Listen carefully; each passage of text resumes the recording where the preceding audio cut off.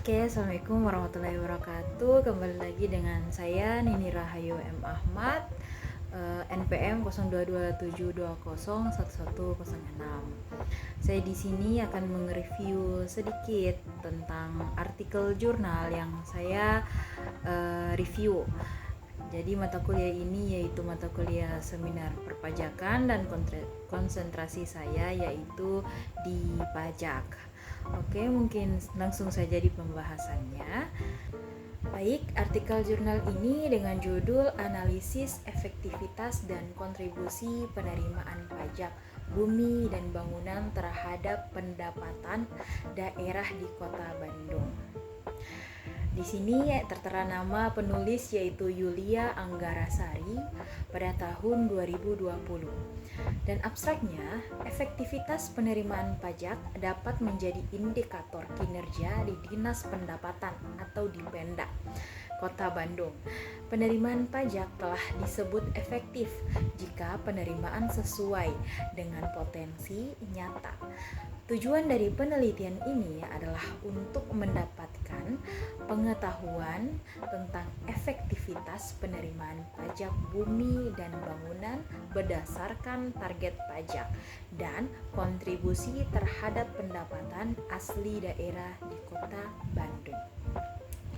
Penelitian ini menggunakan metode deskriptif menggunakan APBD Kota Bandung dari tahun 2002 sampai 2008 sehingga sumber datanya utama. Hasil penelitian menunjukkan bahwa yang pertama, efektivitas penerimaan pajak bumi dan bangunan dari tahun 2002 sampai dengan 2008 memiliki kondisi yang fluktuasi dengan rata-rata 99,07% yang termasuk dalam kriteria efektif. Dan yang kedua, laju pertumbuhan pendapatan daerah di Kota Bandung dari tahun 2002 sampai dengan tahun 2008 rata-rata sebesar 15,92%. Dan yang ketiga, kontribusi pajak bumi dan bangunan terhadap pendapatan asli daerah rata-rata 6,15%, yang berarti kontribusinya buruk.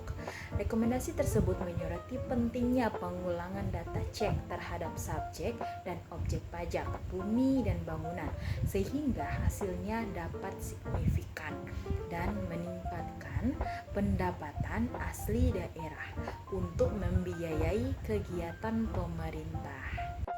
Oke, baik, kita masuk dalam latar belakang. Dalam bidang perpajakan, untuk mendukung pelaksanaan otonomi daerah, pemerintahan pusat telah memberikan bagian penerimaan yang berasal dari pajak pusat untuk kegiatan pembiayaan dan pembangunan bagi pemerintahan daerah. Saat ini, pajak pusat yang sebagian penerimaannya telah diberikan kepada pemerintahan daerah antara lain pajak bumi dan bangunan, biaya perolehan hak atas tanah dan bangunan, pajak penghasilan orang pribadi dalam negeri, dan pajak penghasilan. Sebagian besar telah diberikan seperti pajak bumi dan bangunan dan biaya perolehan hak atas tanah dan bangunan, sedangkan pajak lainnya masih sebagian kecil saja. Pembagian penerimaan pajak pusat pemerintahan daerah merupakan contoh penerapan desentralisasi fiskal di Indonesia. Pajak merupakan salah satu unsur terbesar dalam menghasilkan pendapatan daerah. Masalah yang di tengah dihadapi oleh pemerintahan daerah adalah lemahnya kemampuan pendapatan daerah untuk menutupi biaya dalam melaksanakan belanja pembangunan daerah yang setiap tahunnya semakin meningkat. Dalam hal ini akan mengupas lebih dalam mengenai pajak bumi dan bangunan.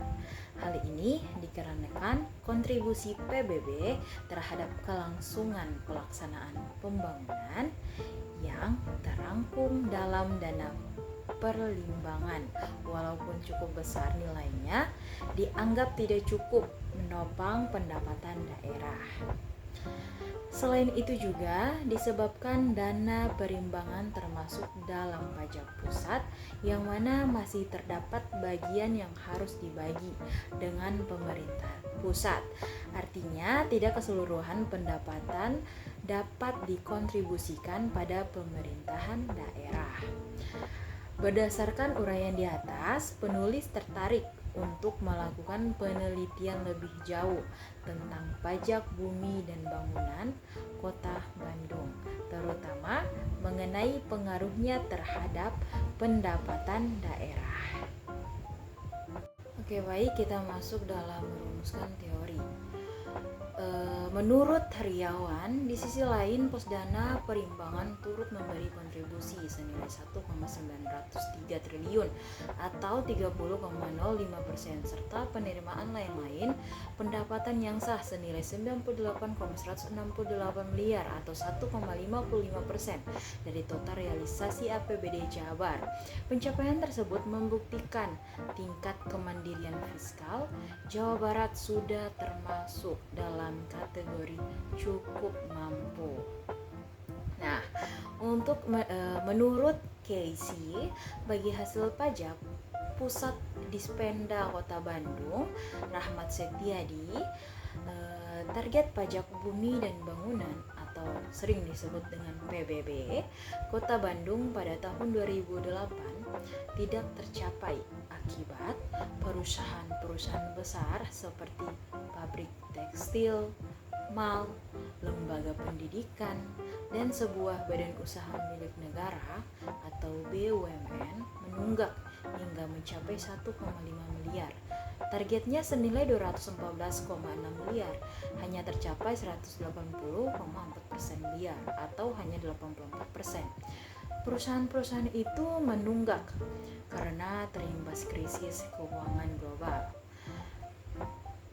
Rahmat mengatakan biaya perolehan hak tanah dan bangunan atau sering disebut BPHTB over target dari target senilai 150,3 miliar direalisasi 207,7 miliar atau 138%.